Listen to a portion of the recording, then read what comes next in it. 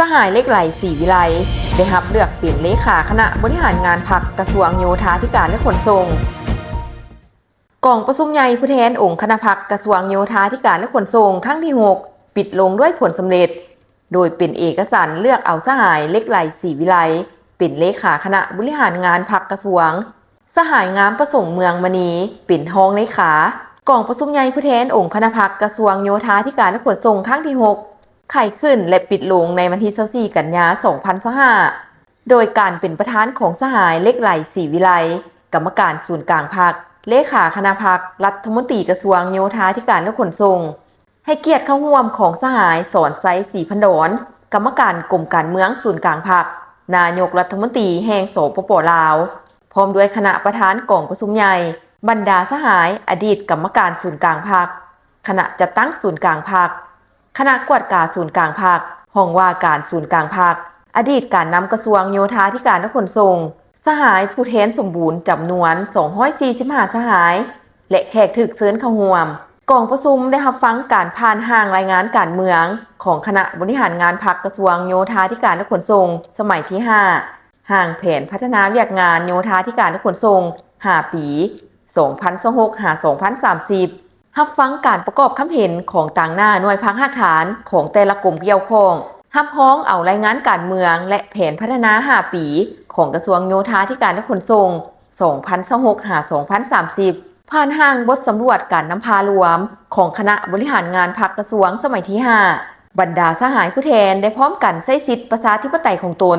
ป้อนบัตรเลือกตั้งเอาคณะบริหารงานพรรคกระทรวงโยธาธิการและขนส่งสุดใหม่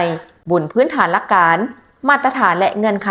ที่ได้กำหนดไว้ซึ่งมีผู้ออกรับสมัครเลือกตั้ง25สหายเลือกเอา21สหายหญิง2สหาย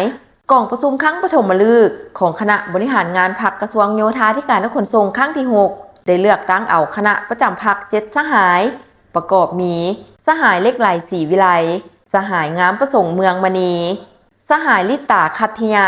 สหายเดชสงครามธรรมวงศ์สหายวันทองบุตนาวงศ์สหายเวียงไซสิงห์คำสหายจันทราพิมมจักรเลือกตั้งเอาเลขาห้องเลขาและประธานห้องประธานกวดกาพรรคคือสหายเหล็กไหลศรีวิไลเป็นเลขาคณะบริหารงานพรรคกระทรวงสหายงามประสงค์เมืองมณีเป็นห้องเลขาสหายลิตาคัตถิยะเป็นประธานกวดกาพรรคสหายจันทราพิมมจักรและสหายศรีพันดรสุพันธรเป็นห้องประธานกวดกาพรรคกองประชุมยังได้ป้อนบัตรเลือกตั้งเอาผู้แทนเข้าร่วมกองประชุมใหญ่ครั้งที่12ของพรรคมีผู้แทนสมบูรณ์8สหายสำห้อง2สหายโอกาสดังกล่าวสหายสอนไซศรีพันดรกรรมการกรมการเมืองศูนย์กลางพรรคนายกรัฐมนตรีแห่งสปป.ลาวได้โอลมต่อบรรดาผู้แทนกองประชุมและเน้นให้คณะบริหารงานพรรคกระทรวงโยธาธิการและขนส่งครั้งที่6คณะประจำพรรคเลขาห้องเลขาและประธานห้องประธานกวดกาพรรคสืบต่อนำพาซี่นำเรียกงานในแขนงโยธาธิการและขนส่งให้นับมือมีบัตร9บุกทะลุใหม่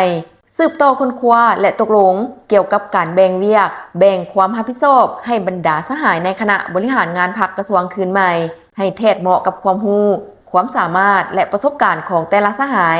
เสิร์ชสู่ความเป็นเจ้าการและความรับผิดชอบการเมืองให้สูงขึ้นบ่ว่าเวียกนั้นจะนักหรือเบาแม่นแขนงการใดของเขตหรือท้องถิ่นใด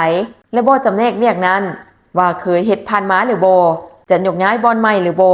ต้องมีความรับผิดชอบอย่างแข็งแรงถึงผลได้ผลเสียต้องทุ่มเทเหือแหงสติปัญญาความรู้ความสามารถความเสียสละเพื่อเฮ็ดสำเร็จหน้าที่ที่ได้รับมอบหมาย